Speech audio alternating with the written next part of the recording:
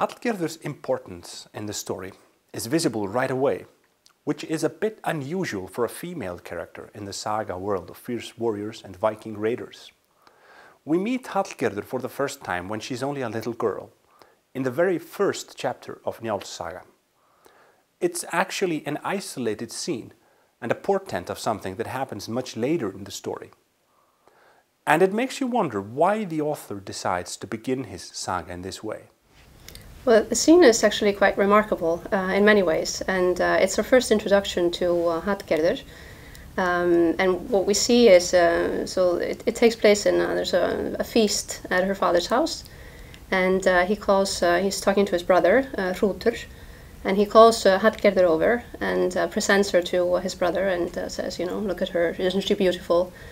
And Hallgerður sort of says, yes, but, and makes the note that many will pay for her beauty. And then makes a comment basically that will come into play much later in the story, that he doesn't know where the thieves' eyes have come into the family. So we see that from the beginning she's actually sort of staged basically as in some sort of motivational force basically within the saga.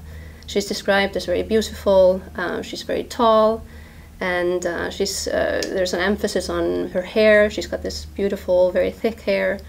And to present, in some sense, it's interesting that you're presenting a female child playing with other children in the saga that usually tends to focus basically on male characters, battles between families and things like that. You have this emphasis on a female child, particularly on her beauty, on her hair, and on her eyes, that will then basically sort of predict what will happen actually much later in the story. So it has a narratological function that it sort of sets up the stage basically for her role in some sense in the story, and in some way basically introducing the concept of fate, that Hallgerður has she can't basically avoid her destiny of becoming sort of this motivational force in the story.